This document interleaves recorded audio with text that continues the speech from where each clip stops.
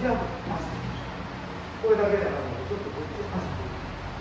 その時にこうする。で、この辺当たる感じ。で、バーってっていう感じで、あなた見えやすいコースね。こうでしょ、これが、こう。で、っていうふうに当てる。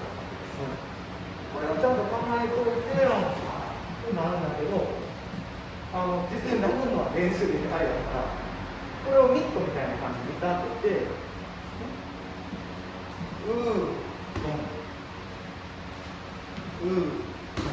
ほぼ同時なのね。こうなんか、待ってくれへんから、余計なところが、同時にクロスみたいな感じから、これをちょっと練習しましょう。回数、皆さん聞いてたら、4回どうでしょうかと、そういう感じで。